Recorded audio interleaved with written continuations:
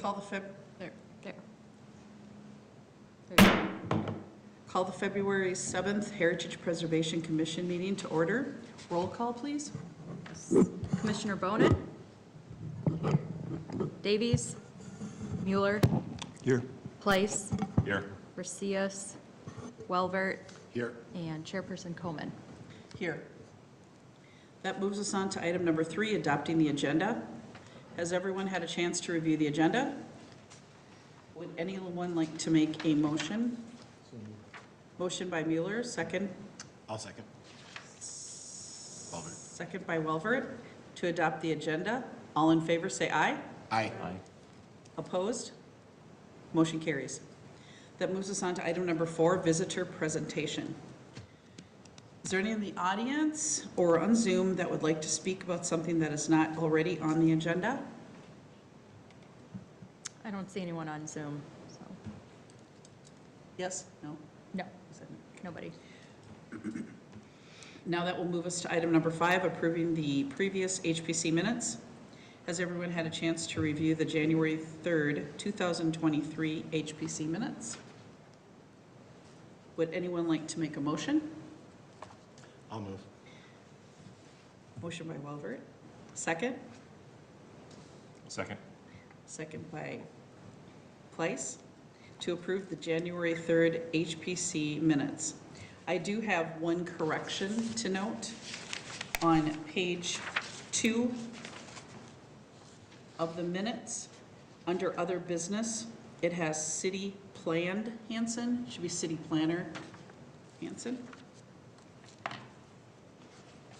We will make that correction, and then just for the future, if anyone has corrections or typos that they point out in the meeting minutes, that should be commented on before a motion. Oh, I'm is sorry. taken. It's okay. It's not a big deal, but just order of operations. Order there. of operations. But We'll thank get you. it. So everybody had an opportunity to review the minutes. Would anyone like to make a motion to approve the minutes with the noted corrections? I'll move. Motion by Welvert, second. Second. Second by Place, to approve the January 3rd, 2023 HPC minutes with the noted corrections. All in favor, say aye. Aye. All opposed? All ayes, motion carries. That moves us, excuse me, that moves us on to item number 6, consent agenda. There are no consent items, so we will move to number 7, action items.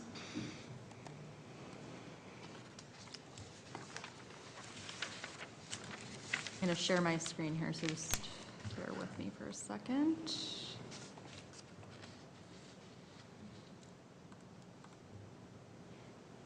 Can you guys see that up there? Okay, great. All right, we have a site alteration permit that we're reviewing this evening. It's for the S lot and the Ernst home, also known as the Chaska Yards project. This is being proposed by the Carver County CDA. In terms of where the site is located, we have an aerial image on this slide here indicating the 2 lots that are in question for the overall project.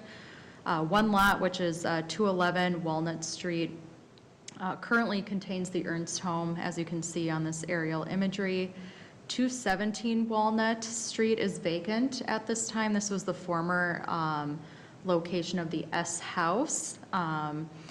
And in terms of some previous approvals and some background on this site in particular, back in 2014 is when the Ernst home was relocated to this lot or site from the Fireman's Park area.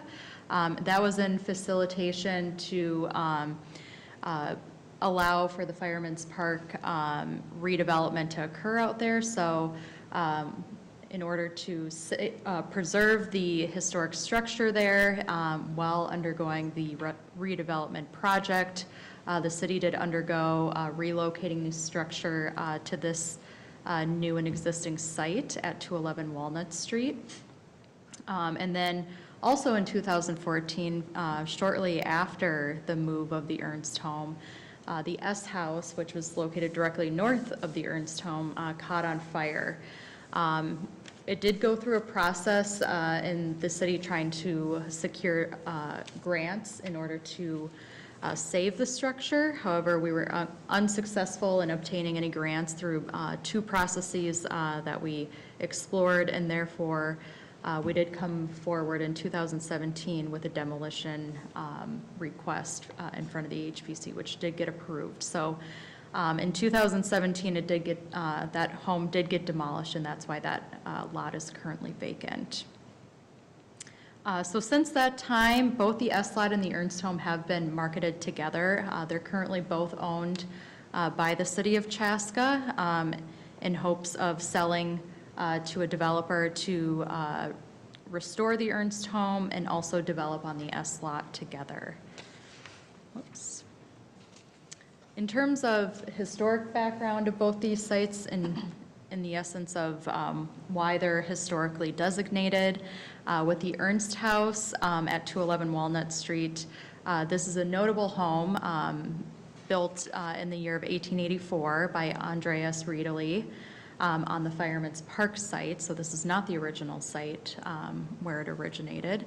What makes it notable is it is a Chaska brick home that has a T-plan type layout, which is notable of its time. And then the former S home was also a part of the local historic register, was also a part of the national register for the Walnut Street Historic District, which is a national district. That former home was built back in 1886 by Joseph S., who was a well-known person of the city of Chaska, and that family name is also has a lot of prominence within the city as well. That was also a Chaska brick home originally. However, it did get covered by stucco in the 70s or 80s, one of those time frames when that was a fad of that time. But there was original Chaska brick under that stucco. And then again, it was demolished in 2017 after a significant fire destroyed the home. So in terms of previous approvals for this site in particular, we've seen a couple iterations come through the HPC. The first iteration that came through was back in December of 2018, and subsequently June of 2019 when a concept plan and then a preliminary plat and preliminary site and building plan and a rezoning occurred on the site for 7 rental units. This was the project proposed by Tyson Talley, if you remember that. It was a 7-unit rental project which consisted of preserving the Ernst home and then building 2 separate buildings, one containing kind of more of the townhome layout and then another building containing the detached garage with carriage home units above that. Again, they got through preliminary and did get the site rezoned for that specific project. However, they did not move forward past that point onto final, stating financial reasons as to not pursuing the project. So after that, it did, the site did sit for a couple of years until Carver County CDA took a look at the site for a project that they're proposing, and that first came in front of you guys in January of 2022, also came in front of the Planning Commission and City Council in January of 2022. So the concept plan, which is now dubbed as Chaska Yards, was approved at that time. So this second step that we're in right now contains the site alteration permit with the HPC, but it will also move on to Planning Commission tomorrow to be reviewed for their preliminary plat, preliminary site and building plan, and an amendment to that current zoning, PRD 74. So again, you guys provided your initial commentary to this project in particular back on January 4th of 2022. So it's been over a year now since we saw that first step. You did provide some helpful feedback to be addressed in this preliminary application that this Carver County CDA has brought forward. The main comments that came out of that initial meeting and review of that concept plan was you did state that you thought the overall site layout was favorable. The new housing units that were proposed, which I've also included an image of those concept drawings on the right-hand side of this slide, you did state that the design of these units needed to be more compatible and fit in with the context of where it's locating in relation to the overall historic district, but also as it relates to the Ernst home just directly adjacent. Also, at that time, there was a comment on the detached garage and incorporating a pitched roof versus a flat one. So during the concept plan, they also showed a design of a flat roof detached garage. So again, the image here is the old design of the units. So tonight's request, again, is for the formal site alteration permit. This would be kind of the formal approval from the HPC of this project and what's being proposed. And what that entails would be the redevelopment of the S lot and the rehabilitation of the Ernst home located at 217 and 211 Walnut Street. The details of that request include 4 owner-occupied units. And how that breaks down is the Ernst home would stay. They would be preserving that to be one single owner-occupied unit and home. And then 3 new owner-occupied homes would be built on the site as well, just north of the Ernst home. In addition to these new units having their own internal space, they will also have their own private yards. The Ernst home will also have their own private space in the form of a patio.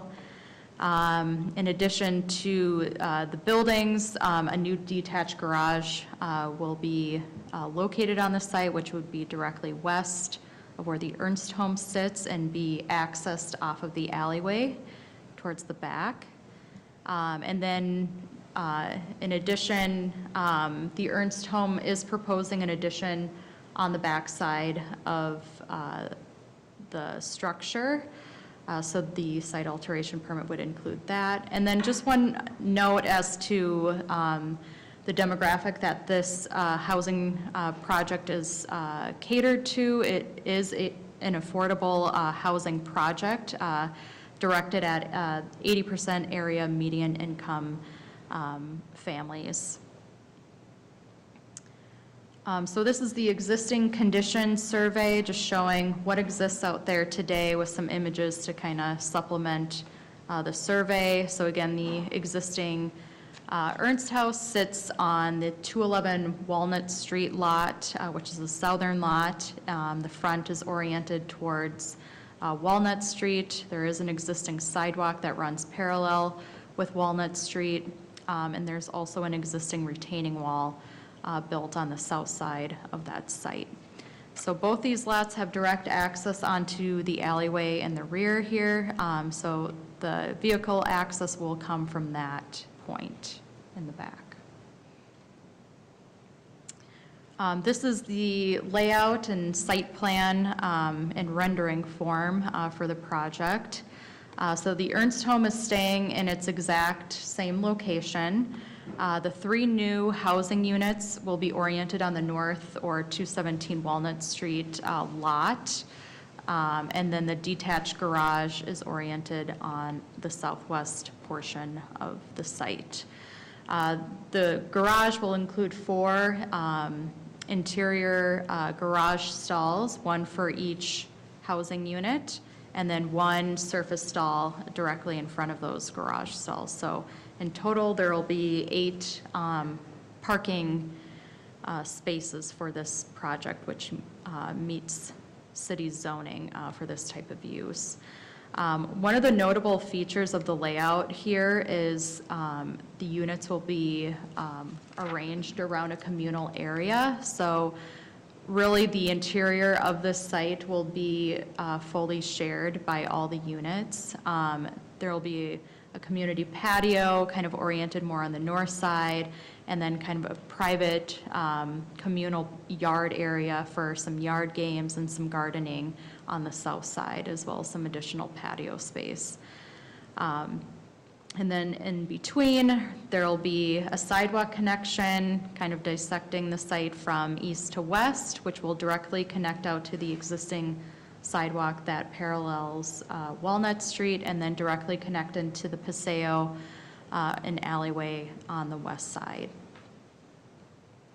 The Ernst home and unit number 1 will also have their own direct access onto the sidewalk, paralleling Walnut Street as well.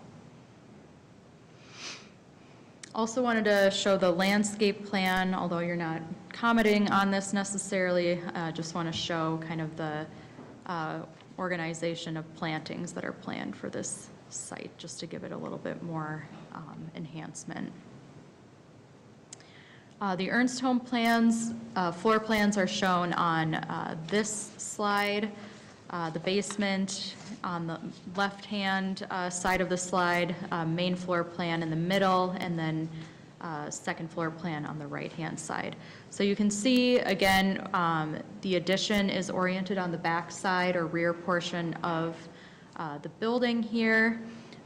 The front porch, again, will remain. I think a little modification here is just the opening into the porch and a stairway directly down on the east side here to connect into the public sidewalk.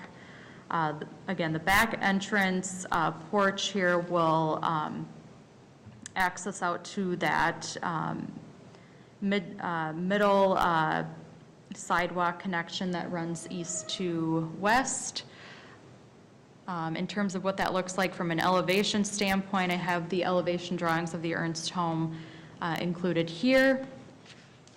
The back entrance porch is going to be made out of hardy board and windows, and then the rest of the home will remain intact with its existing Chaska brick. There will be some repointing and some repairs that need to happen with the structure. There's a couple areas that need to be infilled due to an existing door opening. On one side, which is shown in this elevation drawing, there's an existing door there today. They would fill that in, as there's no need or use of that door as it exists today. Another change would be that the house on the second floor currently has a door opening out to the porch, and that would be converted to a window. The reason they are proposing that is due to the structural integrity of this porch as it exists today. In order to meet building code requirements, it would require other safety measures as well. So converting this into a window would kind of take away the safety components and the building code components that would kind of come into play. But the railing and posts will be repaired or replaced where needed and be an in-kind match to what exists out there today. The details that are being added, with any of the windows that need to be replaced, they'll be replaced in kind or use a more historic matching double hung style. The trim will remain white or kind of a creamy white that exists out there today, and then the addition will also match those accent or detail components and also be painted white. I did also want to note, and I kind of put this in the report as well, that the request to add an addition onto the back side of the building seems appropriate due to what you can see back there today. There does appear to be evidence of a previous addition on the backside that got removed at some point in time, but as you can see with the discoloration between the exterior brick on the backside, it shows a potential outline of where an addition used to exist back there. So the proposal to add an addition back there is not uncommon on what we've seen on other historic properties. And usually those additions, again, are more of an accessory material, like lap siding. It usually is not made of masonry when they do an addition like that. I'll kind of get into that into more of the analysis portion a little later on, though. The new housing units, the floor plans are being shown on this screen. Unit 1, which is the unit oriented towards the front or towards Walnut Street, is on the left-hand side here. And then the units 2 and 3, which are the interior units, are on the right-hand side. So the unit number 1 will be a full 2-story floor plan setup. Units 2 and 3, due to the grade differences on the west side of the site, there'll be a modified split level, so it won't be a full kind of 2-story format. There'll be that split level entry where the back entrance porch extends over. So that'll be kind of the difference between units 1 and 2 and 3. I should also note that unit 1 also has full access to that 2nd-story porch area. They'll also be integrating kind of more of a 2-story front porch element facing out towards Walnut Street, which is kind of a nod to what you see on the Ernst home. So trying to provide some reflection, but not full-on mimic of what the Ernst home has on their side. And then with units 2 and 3, they'll also have kind of a 2-story porch entrance. It won't be as substantial as it is on unit 1, as these entrances are not as visible on the front side. In addition to this being a modified split level layout, the 2nd-story kind of back entrance porch area is not usable with the access from the house. So this is just kind of a faux building addition on the back, just to match unit 1 in terms of what you see from the communal area. And then in terms of building elevations, the new units, as well as the detached garage, have the following designs on this page. Unit number 1, again, will be here and here in terms of what you see on the front and on the side, as well as here and on the back side. And then units 2 and 3, as you can see with the grade change there, will have that modified split look.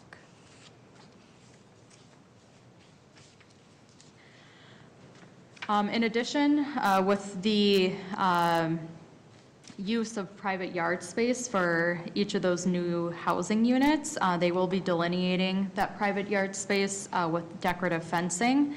So the type of fencing they picked out is shown on this slide here. So it'll be a cedar type fence with almost full transparency through it. I think the only comment staff has on this is just from a zoning side in terms of what's allowed for the height in terms of placing this in the front and side yard, which is a 4-foot max height. So they'll have to revise that in their final submittal with the city or when they apply for their fence permit. Also wanted to include just a couple views of the renderings that they provided. The top rendering is a view, more of a bird's eye view from the alleyway or the paseo on the west side, looking east. And then the bottom image is also a bird's eye view looking from Walnut Street, so looking east from that, or west from that angle. And as you can see, kind of the fronts of unit number 1 matched with the Ernst home. And then a couple more zoomed in renderings, one showing a view from the communal area between the new housing units, so the patio space and where people can gather. And then another view from Walnut Street, kind of more pedestrian level type viewing there. Another view of the commons area, looking the other way, and then another bird's eye view, looking from the south side from the city's public parking lot, and looking north.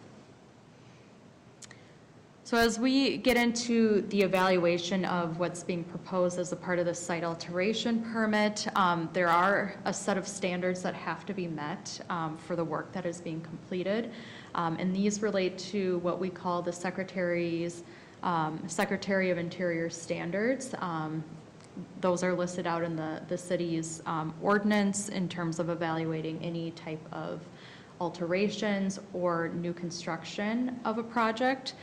So we did split it up by the Ernst home and the new housing units, as these are kind of two different pieces of the project here. The Ernst home, being an existing historic structure, needs to be evaluated different than new construction. So getting into the Ernst home evaluation, I'm not going to go through each standard like I did in my report. I'm just going to kind of touch on more of the pieces that are kind of redundant within the report. One of the standards, Standard B, the general compatibility of the architectural style, arrangement, texture, color, arrangement of color, and materials used on existing and proposed structures with the character of the historic resource and its site or the historic district. So our evaluation as it relates to the Ernst home, and this standard, the building footprint remains intact for the most part.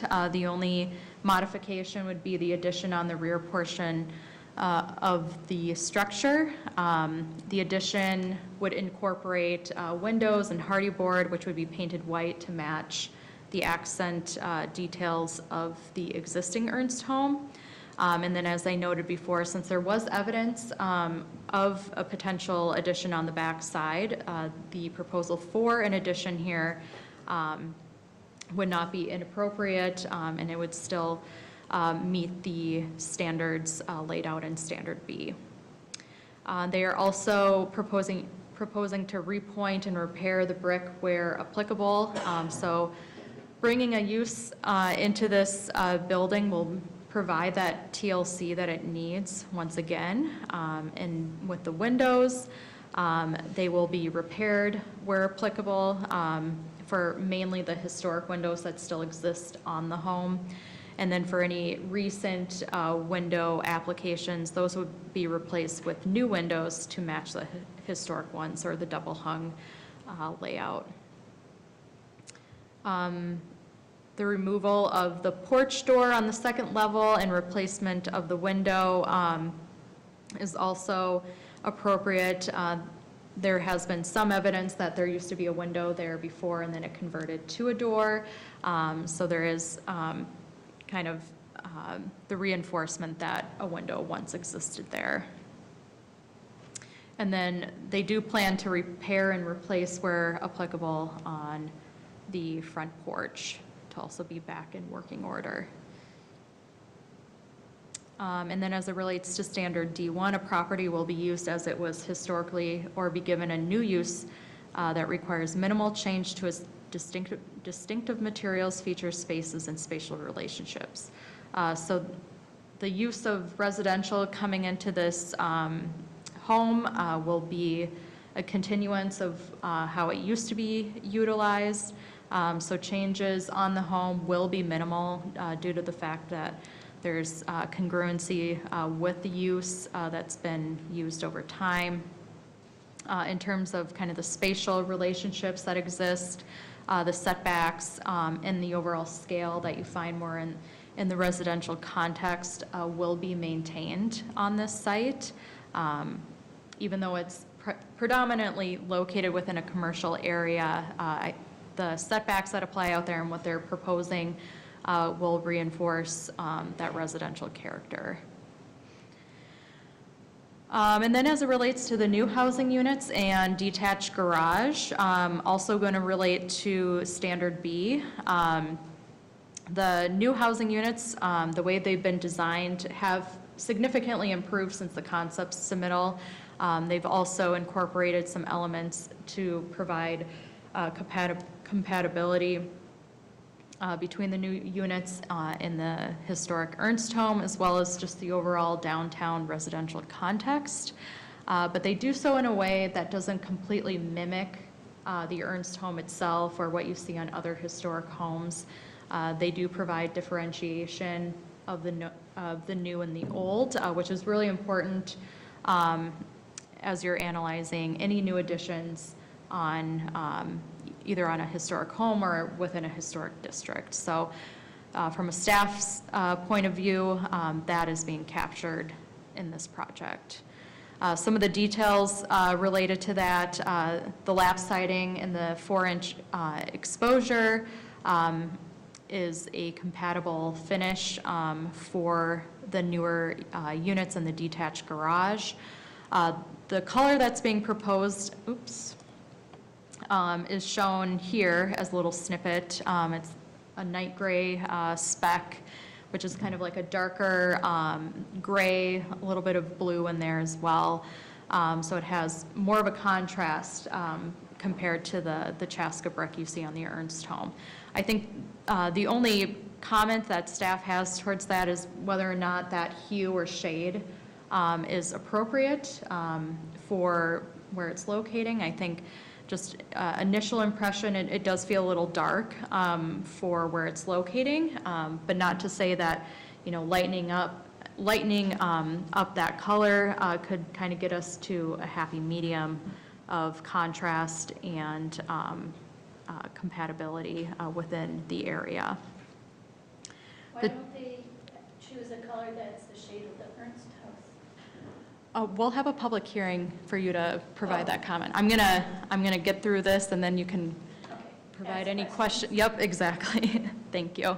And the trim details will be painted white, which will match the Ernst home as it exists today.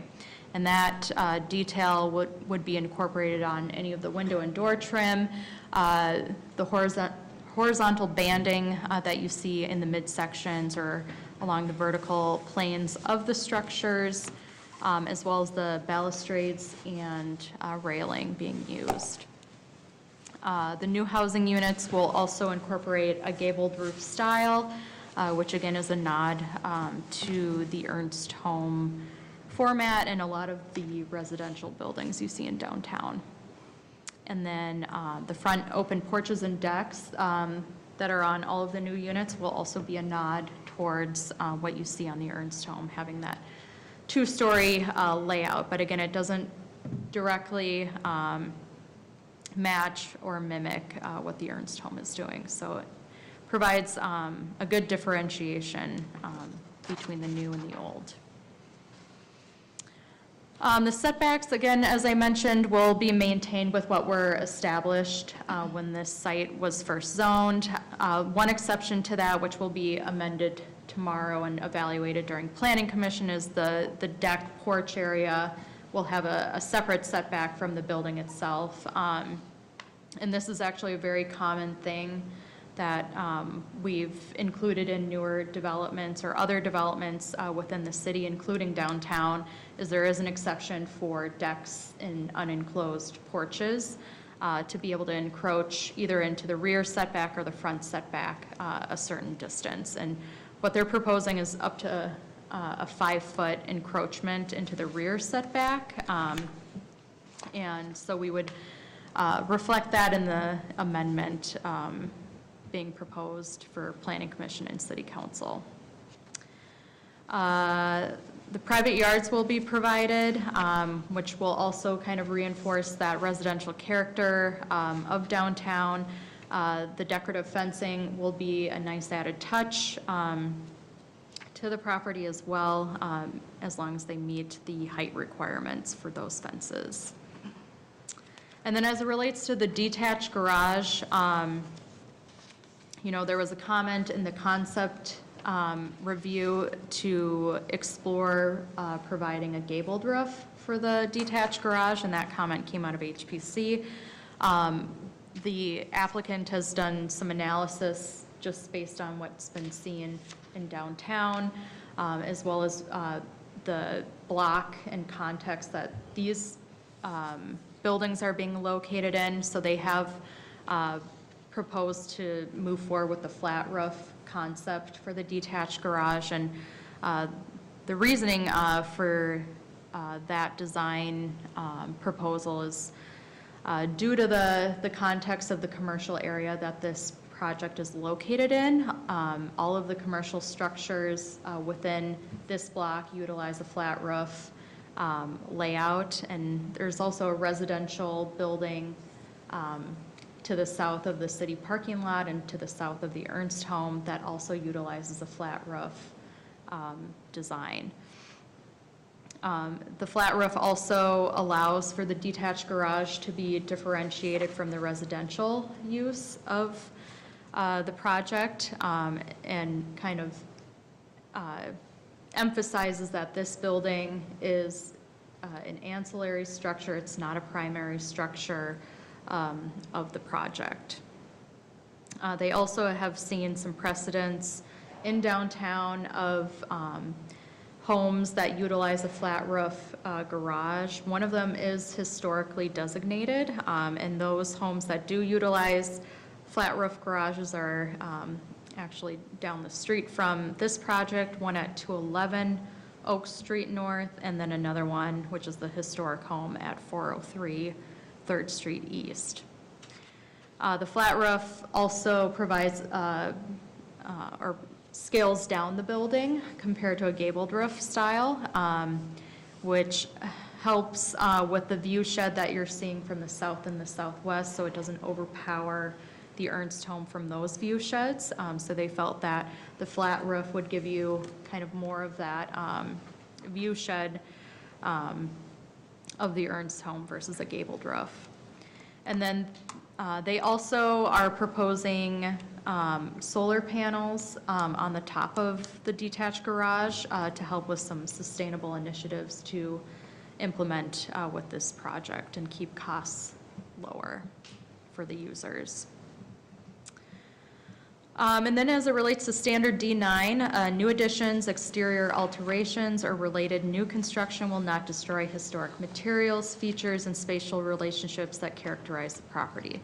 The new work will be differentiated from the old and will be compatible with the historic materials, features, size, scale, and proportion, and massing to protect the integrity of the property and its environment. So again, our analysis concluded that the new work and design is differentiated from the old, which in this case would be the Ernst home, and kind of the historic context. The scale and the massing of the new units in the detached garage are very comparable to the Ernst home as well as the S home that formerly occupied the site. The two-story front porch design that's implemented on the new units emulates what you see on the Ernst home. The lap siding also emulates the residential context and use of the property. The white tie-ins in the accent and trim details match with the Ernst home. And the gabled styled roofs for the new housing units will tie in nicely with the Ernst home and the former S home. So just highlighting again kind of what the two big ticket items in terms of things to work on or comment on as you're going through your review tonight is the lap siding color for the new housing units and the detached garage. Again, we've kind of framed this as, can this be looked at further to provide a more neutral, more light color or shade to include within the new units.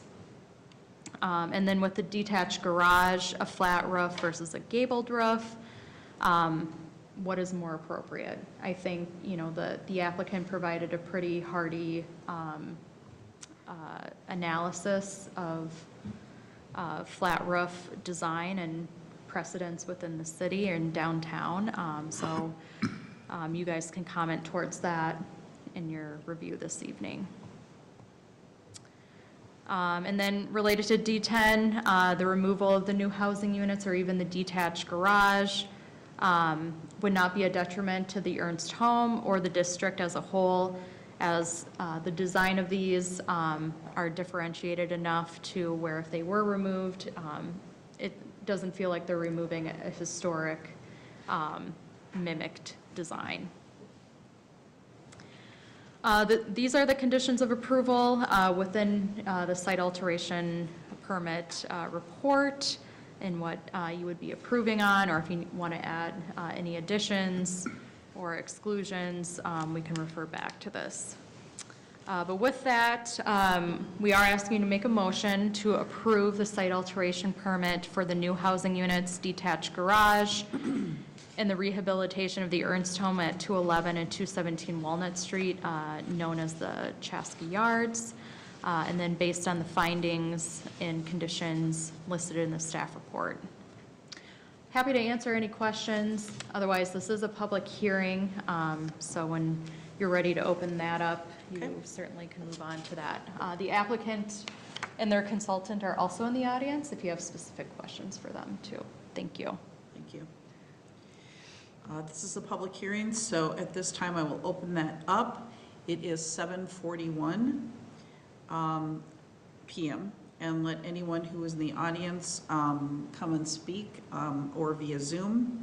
If you come to the podium, I would ask that you state your name and address for public record.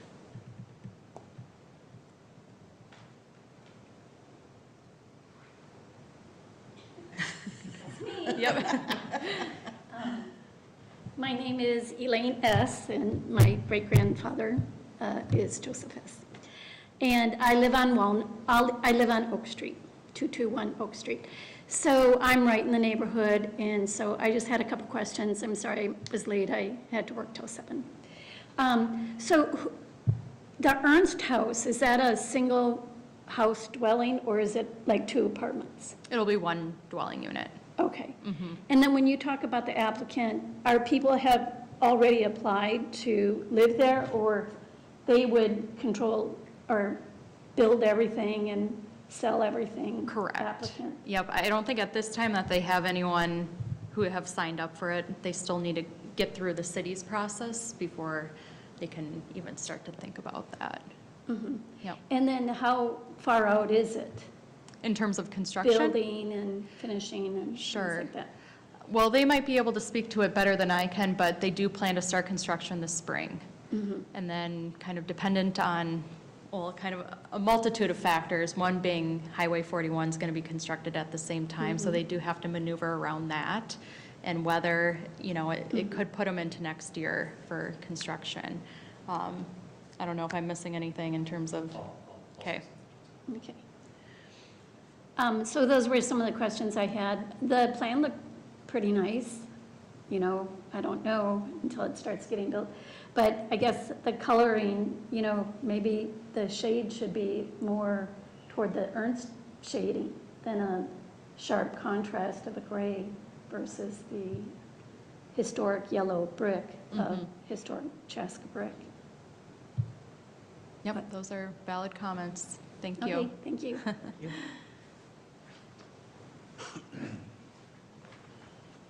Commissioners, thank you for letting me come tonight. My name is Todd Grover. I'm a principal at McDonald & Mack Architects, and we are the consultants working under the CDA, who is the applicant. And just a couple things.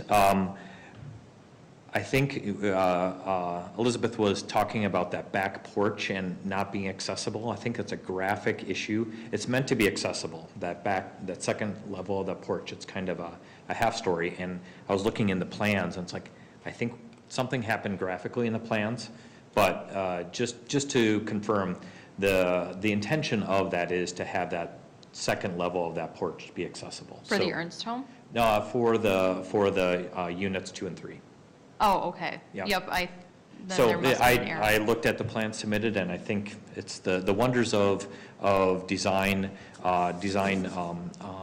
programs. You cut a section at one level, and sometimes the graphics don't come all the way through. So, but I'll take a look at that and make sure, at least for the city meeting and maybe for the city planning meeting tomorrow, we can get that clarified. So,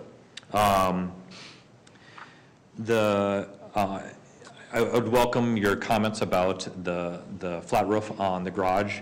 I explained a lot of the reasons why we wanted to keep that, and a lot of its context. There's some functionality behind it, so welcome to have a discussion about that if we want to talk further.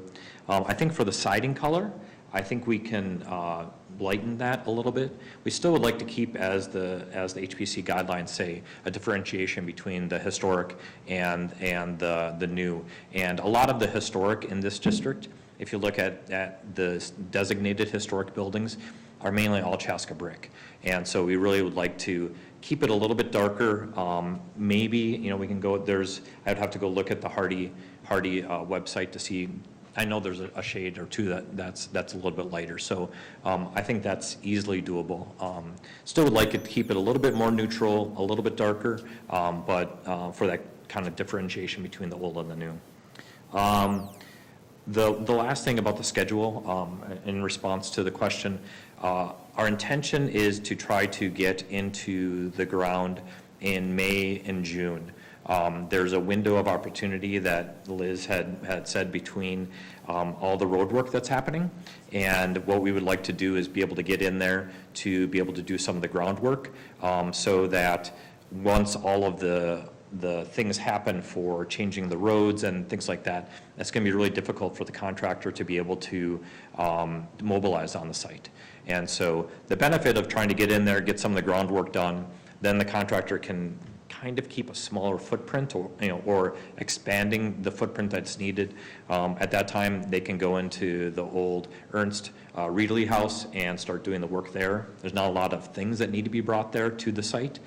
They can work within there, but then start to strategize how to build the other units amongst this, the paseo that's going to be built in the back, and then the city is not allowing any parking or anything to be shut down on Walnut Street because of the Chestnut being torn up. That's one of the routes that's going around. So we're working with the contractor to try to figure that out, so we can still keep on going, but it's not going to be as quick as they would like. More than likely, we'll probably have everything enclosed by fall.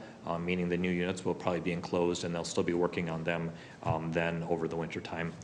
This time next year, hopefully, a lot of the interior finishes being done, and then finishing up things next spring. So with that, I don't think I have any other clarifications, but I'm happy to answer any questions that you may have. I have a question. Sure. In the notes, you said that the garage has the potential for solar panels on top. Is that potential for later on, or is that going in when you build? So there's a couple things we're still looking at by way of pricing. One is solar for all of the units. So the electricity will come into the site and be then metered off to each unit. Typical like a typical apartment unit, condo unit type of situation. The hope would be that the solar panels then would help offset the cost from each of the units. So so that would be essentially cost sharing or credit sharing for all of the units there. The other thing that we're trying to work with that we'll have a little bit better idea, we're working with some of the utilities to potentially install geothermal wells on the site, because it's open now. We can do the well drilling now, and then that would save both for electrical, but also heating and cooling for these for the new units. They're meant to be affordable housing, and one of the thoughts is to have it affordable housing, also affordability within the utilities as they move forward.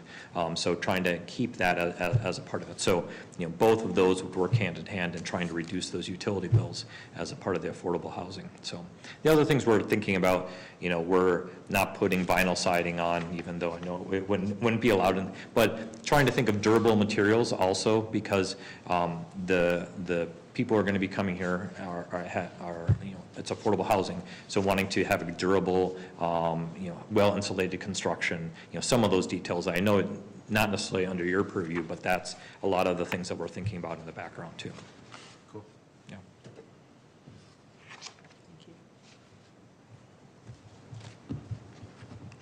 Thanks.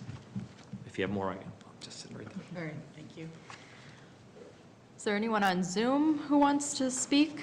You can raise your hand and we can let you speak. Not seeing anyone. Okay. I have another question. Yep, go ahead. So when you mention affordable housing, what do you mean? That all 4 units would be affordable housing? Is that an income base? Yeah, it's 80%, was it AMI? Area median income. Area medium income? What's the area medium income around Area here? median income is based on the HUD guidelines, which are published every year, and so it's based on household size. So look at the area median income for Carver County, and then it's percentage from that based on the household. Yes, I understood that. What was the affordable, what's the medium guideline for Carver County? It's a chart, I don't have. Oh, okay. Anybody have a ballpark figure? And then, how many bedrooms are in each house? The Ernst Reedley House has up to 4 bedrooms, potentially 4 bedrooms, and all the other units have 3 bedrooms. And then how is it determined who would get the homes? Yeah, we would establish a waiting list, and based on being pre-approved from a bank, we would go through that process. We have an internal process at the CDA for that, so. So it would be families that would apply on their own, not necessarily Section 8 or the state or, No, and when we say affordable housing, that doesn't necessarily mean low income. A household of 4 can make, I think it's almost over 90,000 a year. So it's okay. not low income. It's low to moderate income. Okay. I mean, it's fine if it's Section 8, it's just It's not- trying to understand what you mean by affordable housing. So, so then, say 10 families apply, how is it determined? Just way down the road, right? Yeah, we would establish that at the CDA. But normally, it's a first come, first served. Oh, first come, first served. Normally, yep, but there's always, maybe someone's not pre-approved, or there's always circumstances, but Sure. we do maintain a waiting list today, because we have other land trust properties throughout Carver County, including Chaska. So we maintain a waiting list as we speak. Oh, when you say CDA, Community Development Association? The Carver County Community Development Agency. Oh, agency. So you already have people who are waiting for affordable housing, and as units Yes, open up, they get moved to the top of the list? yes. Okay. Thank you. Thank you.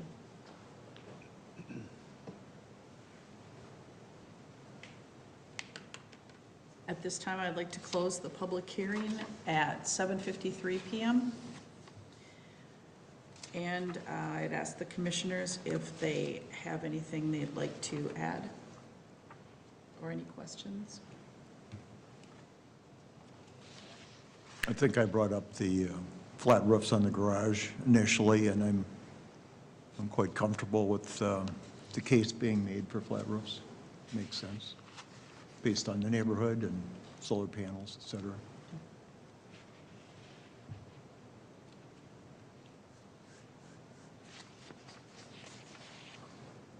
I agree. Does anyone else have anything? Any comments, questions? I already asked mine.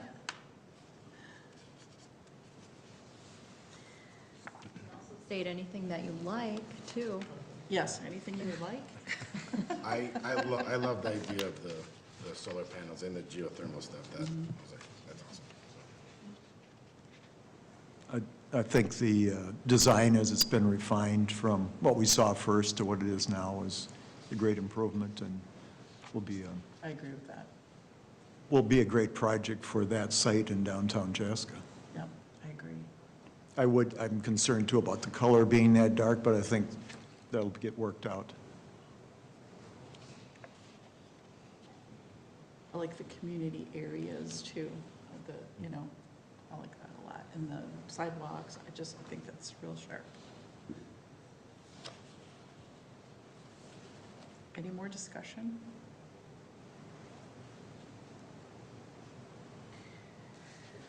I would like to make a motion. The motion is to approve the site alteration permit, SAP, for the S-Lot and Ernst Home at 211 and 217 Walnut Street North, known as the Chaska Yards, Carver County, CDA, HPC, number 2023-01, based on the findings and conditions listed in the staff report. Do I have a motion? I'll move to approve. Motion by Price, Second. Walvert, sorry, Walvert, my correction. First by Welbert, yep. Second by Mueller. All in favor, say aye. Aye. Opposed? All ayes, motion carries. Thank you very much. Thank you. Thank you very much. Appreciate your time. And your questions. I appreciate your questions as well.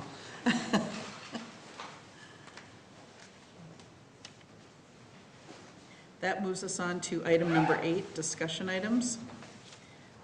To discuss the downtown business rear entrance design guidelines. All right, I'm going to share my screen again. You guys are going to see a similar PowerPoint that you saw last time at our last meeting for the downtown Chaska business rear entrance design guidelines. Just to give you a very brief recap, these guidelines are a result or kind of an order of operations of things that are kind of stemming out of the Highway 41 project that's being started this year. With the Highway 41 project, there was an objective to provide safe pedestrian passageways for people to pass through the blocks away from the highway traffic. So that's where this Paseo concept came into play. And so a couple areas on the east side of Highway 41, so between 2nd and 3rd Street and 4th and 5th Street up to Chaska Boulevard were looked at as potential Paseo areas. And those are highlighted in the exhibit shown on this slide. With that Paseo concept and businesses having their rear elevations facing the Paseo areas, you know, these areas are going to be utilized differently and visually seen differently as well. So there was a focus on, you know, how to best activate these areas. So the city did hire HKGI to look at this and develop a set of design standards, design recommendations and encouragements for the backsides of these buildings to kind of provide appropriate and elevated designs on the rear portions of these facades. So HKGI has developed a design manual. You did see a draft of this at our January 3rd meeting, so just last meeting. This was just an initial look at what's been put together thus far. We did request some feedback from the HPC at the January 3rd meeting. And the comments that were received at that time were to look at incorporating best practices for security measures and how the design guidelines relate to security. Also include information on the grants and the loans that the city currently offers and how it can tie into this type of work on the rear portion of the businesses.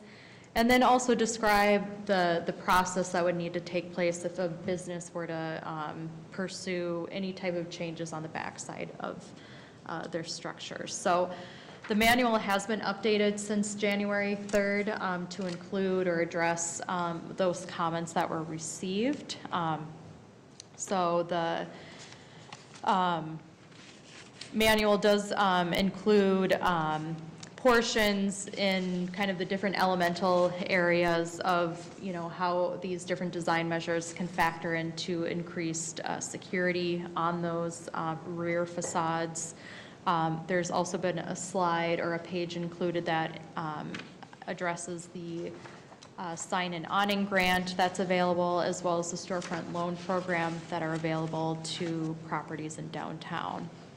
And then there's also a page that includes, the process for applying for a building permit or a site alteration permit or a sign permit with the city of Chaska. So that's all defined in this manual. Just to recap again, the design guidelines have certain focal areas. They look at, best design practices for doors and windows. There's a section on exterior materials, awnings and canopies, lighting, signage and wayfinding, plants and planters, private outdoor space, and then as I mentioned before in a response to the comments from last meeting, page has been included on the permits and the financial incentive opportunities available. So with that, unless you have any other comments, this would be another time for us to receive any other comments that you have related to the design guidelines.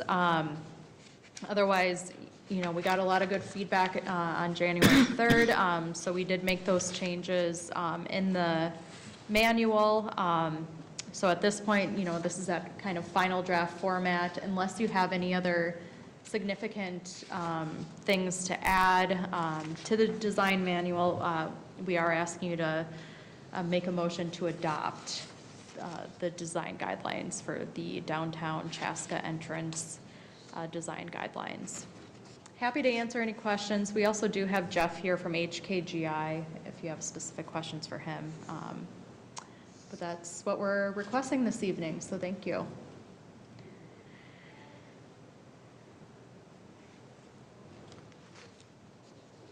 Discussion? Questions?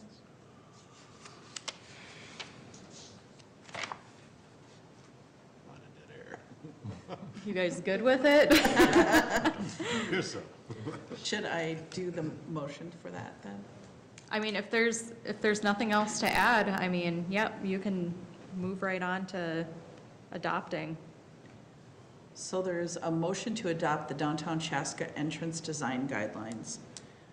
Do I have a motion? So moved. Motion by Davies, second. I'll second. Second by Mueller. Motion carries. No, it does not. All in favor, say aye. Aye. Opposed? Motion carries. Thank you, Liz. Yep, thank you. That moves us on to item number 9, other business. Recommended appointment of a chair and vice chair. Yes, so this item, again, every year per ordinance, we have to make a recommendation to City Council on who you would like to elect for chair and vice chair. In this instance, we still have the same members or inclusions for the last year or so. And we have Chris as chairperson and then Steve Mueller as vice chair. You can certainly adopt or make a recommendation to appoint each of them to continue their roles, or if you want more discussion around, who else would want to be up for that role, this is kind of your time to discuss that. So I'll leave it to you guys on, how you want to proceed with that. You just want to go with, continuance of how it is, or what? Except for my few hiccups. Are you guys willing to do it? Yeah, if the chair and the vice chair are willing to retain the roles, I'm fine. Sure. Yes. Yes. Well, so we need a motion that, For each, I Yep. think. Yep, to recommend Both? appointment of Commissioner Coleman as chair, and then Commissioner Mueller as vice chair. Yep. Okay, I moved that. Okay, so motion by Davies, second. I'll second that. Second. Second by Wilbert, I got your name right?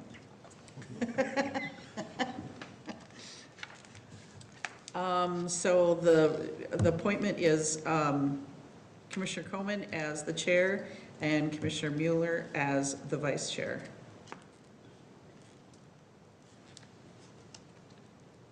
Do I have to say the ayes? Yes. Okay, let's To do vote. it. All in favor, say aye. Aye. Opposed? Motion carries. Would anyone like to make a motion to adjourn? Unless you guys have anything else to Or talk something, about. anything else? Well, we had dead air for there for a while. So I could make a motion to adjourn unless somebody has You something can, pressing. I was just, for next month, I'm assuming we're having a meeting. Do you have any idea what we might be talking about? That's up in the air right now. As of right now, I don't plan to have a meeting. You don't, okay. Yeah, just given that we've been kind of back to back, and we'll probably need to reevaluate if we're going to revisit any of our kind of goal-oriented projects, like the local nominations, if we're going to revisit that again. That would be the next thing kind of on our radar Okay. to meet about. But I'll keep you guys posted, hopefully several weeks in advance if we do have any items coming through. Okay. But I know as of we've- right now, nothing in March. Sorry, I know we've discussed, but it seems, I don't know, I like the idea of having a yearly in the summer going around, or the fall, going around town, just to look at things. Yep, definitely. So just throwing that out there, because I know Yep. we've discussed that. Yeah, I echo that. I think it's a great way for us to get our eyes on what's happening And in to downtown. meet the people too, if there's Yeah. people that want, Yep. they were excited to be on the historical register, and Mm-hmm, so. yep. I've got a question on the historical markers or columns. Trying to coordinate that, of course, with the History Center. Yes. Is there any progress on that, or? We will definitely be in touch soon. Good. So our communications has been kind of leading that charge, but both of us will be a part of the discussion and coordinating a meeting with the History Center and specifically you to get that Okay. rolling. But you don't know at the time, is it going to be during the summer or spring sometime, or? Well, I think our goal is to kind of get all of the material put together by springtime so that it's ready for summer and when implementation occurs. That's the goal right now. Because all of those columns or markers, whatever they're called, are part of the 41, Yes, okay, project. Yep. yep. And they'll happen in phases, but, there's a good bulk of them that are happening this year with the Highway 41 project. Yep. Great. With the rear entrance design guidelines going out, and that kind of will take place with the 41 project, will you track who does and doesn't? Not because like they're doing something wrong, but I mean, will you just monitor to see if people are interested in pursuing these new design guidelines? I think with Elise, who's our Assistant City Administrator, she has a lot of more direct communication with the downtown businesses and the Downtown Business Alliance. I know she'll be kind of acting as that marketing tool for the guidelines. So I think that's probably the best way we're going to be able to kind of get the word out, is kind of her presence and her coordination with Okay. the downtown area. But, Wasn't there a handful of businesses that did get together and were for that?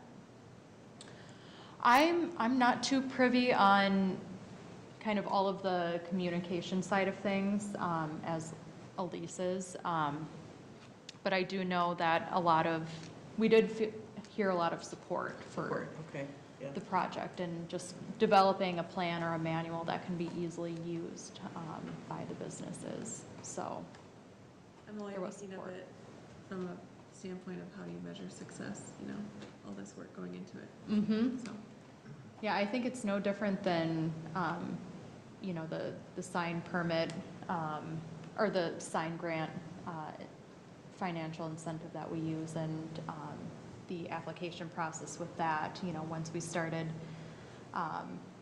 opening the doors for people to apply for that, we saw a lot of success in it. This one might be a little bit different because it's not so directly related with the sign grant, but there are elements that can take advantage of the sign grant in the storefront loan program. So we'll definitely, be able to track it that way if anyone chooses to apply for those elements. And I mean, depending on the work too, if it's major enough, you guys will be seeing it across your laps as well and be able to see the success of the manual as well. Yep, okay, great. Mhm.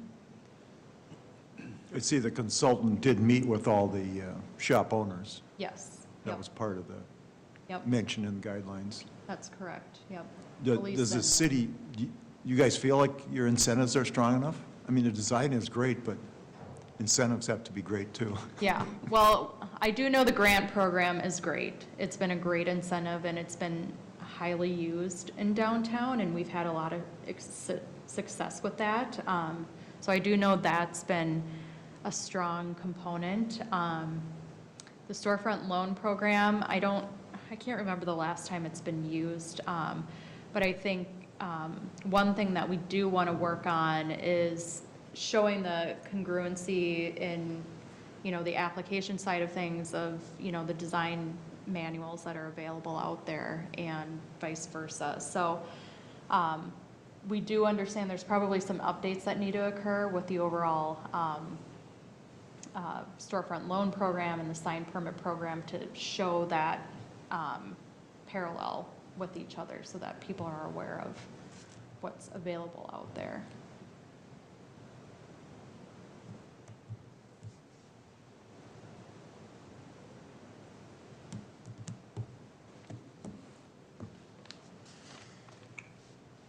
Would anyone like to make a motion to adjourn? Tried once, We tried once, yeah, now. Can we Try again. Try it again. so moved. So moved. I'll second. Motion by Commissioner Mueller and second by Commissioner Welbert to adjourn.